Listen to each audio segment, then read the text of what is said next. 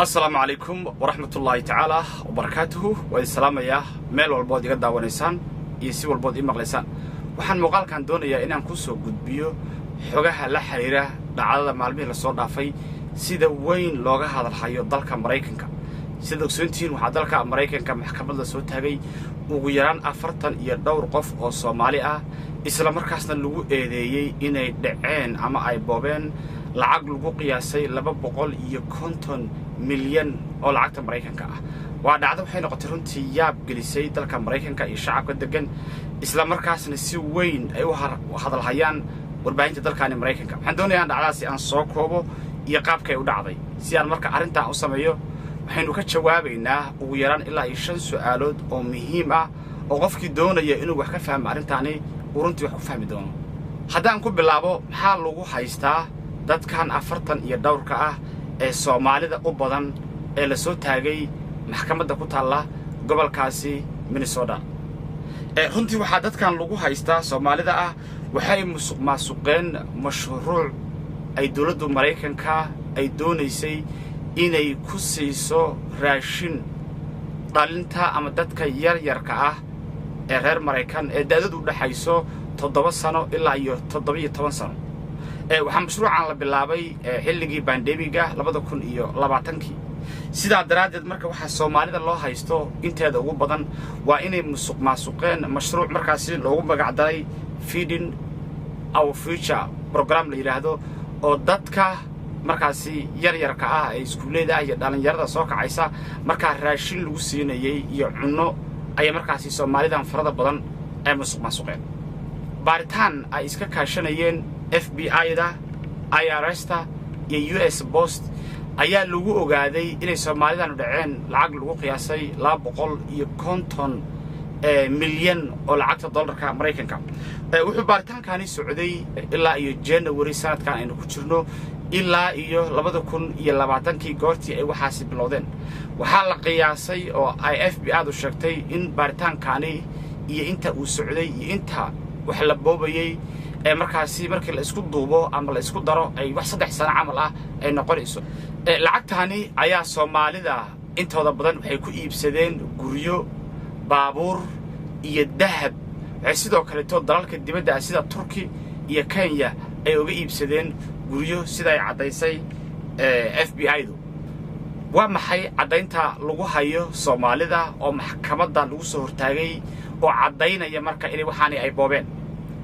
waxay FBI-du ay soo bandhigtay 125 milyan oo saxan oo raashin ah inay yiraahdeen dadkaani maxaa la yiraahdaa waxaynu siinay dad baahan oo pandemiga xilligii lagu jiray ayay sheegeen laakiin waxa la sheegay inay been ahayd oo number yar ay siiyeen laakiin intooda ugu badan aysan siinin oo ay si been ah ay u buuxsadeen dadka la haysto qayb ka mid ah ayaa 2000 ilaa 6000 oo dollarka Mareykanka ah maalin walba markaasi qoranayay inay dad baahan ay raashin ku siiyeen maalin walba waxay qoranayeen 2000 ilaa 6000 inta dhaxaysa 7 maalmood oo asbuuca iyo bisha oo dhan iyo sanadka oo dhanba waxay qoranayeen inay maalin walba 2000 ilaa 6000 ay markaasi oo kun oo dollarka Mareykanka ah ay markaasi ku bixinayeen raashin ay dad baahan ay siinayeen ka bacdina ay dawladda u dirsanayeen rasiidadooda oo lacagtii markaasi dib loo siinayay waxaa lagu eedeeyay sidoo kale inay Soomaalidani ay furteen kambaniyo cusub oo markaasi ay oga shaqaystaan mashruucaani ka bacdina kambani cusub oo bil gudaheeda la furay ayaa isla bishii gudaheeda bilaabay inuu yiraahdo maalin walba 2000 ilaa 3000 oo qof ayaan markaasi raashin asiyaa oo kun oo dollarka Mareykanka ka bacdina uu sameynayay inuu dawladda u dirsado si markaasi lacag loo siiyo oo ay ku qaadanayeen waxay sheegeen FBI-du in markaasi kambani cusub oo aan qorshe iyo qalab iyo shaqaale aan haysanin inaysan marnaba suurtagal ahayn inuu maalin walba 2000 ama 3000 oo qof uu raashin siiyo arintaas waxay u baahan tahay yiraahdeen in plan la sameeyo logistically waxaan lagu sameyn lahaa la helo shaqaale badan uu jiro waxa aydan jirinin ama la hayo cadayn inay waxaasi ay hayaan inay yiraahdaan dad baan siinay raashin ilaa 2,000 gaaraya suurtagal ma aha ay yiraahdeen waana meelihii laga bilaabay in investigation lagu sameeyo ama laga shakiyo Soomaalida waa maxay waxyaalihii yaabka lahaa oo ay soo bandhigtay FBI-da waxay soo bandhigeen ilaa iyo 7 ilaa iyo 8 waxyaalood oo runtii yaab leh ayaa la soo bandhigaa qodobka ugu horeeya oo la soo bandhigay waxa weeye waxay dadkanu ay qorteen oo liisti gareysteen kumanaan kun oo caruur ah oo aan waxba ka jirinin oo magacyadooda ay siyaabo kala duwan u sameeyeen oo ay waraaqada ku qoraan ka bacdina ay dawladdu dirsan jireen ka bacdina ay lacag ku qaadan jireen waxa sidoo kale la yaab noqday in kumanaan kunkaas qof oo ay qoranayaan uusan jirinin hal qof oo kamid ah oo maalin gambiya oo cunno qaadanin hal qof oo kamid ah oo xanuunsada hal qof oo kamid ah oo aan maalinka cunno qaadanin tusaale oo kale mid kamid ah dadka la haysto ayaa 20 maalmood isku xigta wuxuu qoranayay 2,000 oo qof inay maalin walba quraac iyo qado iyo casho ay markaas ka qaadanayeen asaga iyo maqaayad u la xirnaa sida daraadeed oo ay 20 bilood oo toos ah ay 2,000 oo qof ay maalin walba cunno qaadanayeen waxay markii isweydiinayaan FBI-du ama ay sheegeen inay suurtagal ahayn oo uusan qofna maqnayn oo uusan qofna xanuunsanayn ama uusan qofna maalin bal la waayinba oo ay kulligood ay xaadir yihiin wax suurtagal ma ahan ay yiraahdeen waxa sidoo kale qodobka saddexaad ah oo la yaab noqday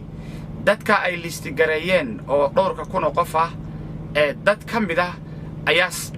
tusaale oo kale sanadkii 2020kii waxa la yiri canugaasi wuxuu jiraa 8 sano maadaama la iska rabo magaciisa iyo daadiisa haddana sanadkii ka dambeeyay ayaa isla canugii isla magacii wata ayay haddana sheegayaan inuu jiro 12 sano ama 12 sano waa hal canug oo hal magac wata ayaa sanadba sanad ka dambeeya daadiisu ay u dhaxaynaysaa dhowr sano 5 sano ilaa 6 sano taasoo keentay in dadkaan markaas laga shakiyo waxay kale oo sheegeen saraakiishii sameeyay baaritaankaasi ee ka socotay FBI-da in ay Soomaalidu isticmaaleen website markaasi sameeya magacyada beenta ah oo isku aadiya isla markaasna ay magacyadu ay halka ka keeneen oo website-kaasi uu u sameeyay magacyo nooca random kala yiraahdo ama magacyo la iska soo qabanayo oo kale sida daraadeedna ay u isticmaaleen magacyadaasi website-kaas oo markii ugu dambeeyay ay dawladdu xirtay ama FBI-du ay xirtay waxyaalaha sidoo kale la yaabka noqday ayaa waxay tahay inay isticmaaleen software-ka loo yaqaano Excel-ka oo kamid ah software-rada free-ga ee ku jira kombiyuutarada sida daraadeed ay ku jirto qaacido ama formula samayn karaysa in dadka ay age-kooda ay isku dhaxyaaciyaan tusaale oo kale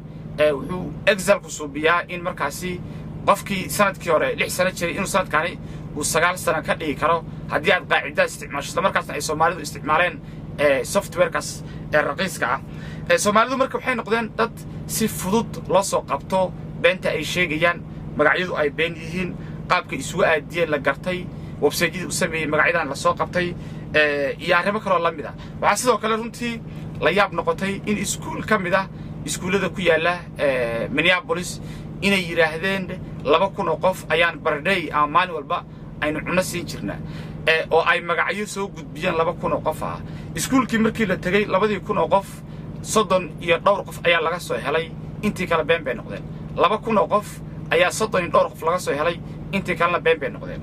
gabar kamid ah gabdhaha la hayo oo 7 ah oo magaceeda ama sawirka halka ay soo saaray oo ayaan la yiraahdo ayaan jaamac ayaa ayaduna sheegatay in iskuulo public ah ay contract la haysato sida daraadeedna ay contract la saxiixatay oo cunnada geynayso iskuuladaasi markii FBI-du ay tageen iskuuladiina waxa la yiri ma jiro qof aynu contract ka haysano iyo qof ayaan la yiraahdo waana waxyaalihii shakiga keenay oo dadkana soo aruuray markaas keenay maxaa sababay in Soomaali inta leeg ay isugu imaadaan mashruuc sida oo kale taa oo isku soo aruuriyay oo ay u kala hari waayeen waa su'aal kale oo la isweydiin karo weeye waxa jiray haweeney cadaan ah oo magaceeda Amy la yiraahdo oo ahayd haweeneydii ugu sareysay mashruucan gobolkaasi Minnesota ayay Soomaalidu waxay la lahaayeen runtii xiriir fiican waxayna kamid tahay dadka lunsaday oo musuqmaasuqaani hadda u xiran ayay kamid tahay islaantani Amy la yiraahdo ay Soomaalidu ola baxeen Sweet Amy ay ola baxeen ayaa runtii ahayd qofkii fududeeyay oo Soomaalida u fududeeyay inay soo apply gareystaan oo ay contractiga qaataan oo ayagu ay siiso ayadana lacagta qayb bay ka qaadan jirtay sida la sheegay inkastoo FBI-du aysan sidaa u carabaabenin islaantaani markaa ayaa mar ka mid a mararka waxaa ka shakiyey dadka kala shaqaynaya xafiiseeda waxaana la yidhi waxaana wax qaldan kadibna waxay ku eedaysay wasaaradihii mashruucyadani bixinayay in Soomaalidu ay yihiin dad minority group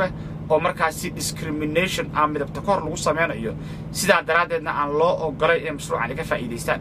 arrintaas oo markaasi ka hor wareejisay dadkii doonayay inay fiiriyaan qaabka ay naagtaani ee mashruucyada u bixinayso wixii inta ka dambeeyay marka arrintu waxay noqotay arrin markaasi xarig goosatay oo Soomaalidu ay si waalan ay u soo degdegaan oo ay kulligood ay ku dhiiradaan ilaa iyo 250 milyan oo dollar oo Mareykanka ah ay Soomaalidu markaa ay musuqmaasuqaan bal muuqaalka ayaa daawada mi bilan weeya gabadhan la beegsan karin iswiid gari miba goobta loo camiray iswiid gari miba goobta loo camiray for you this fella our adiga faakaron waka iswiid gari mi Sweet girl, sweet girl, sweet girl,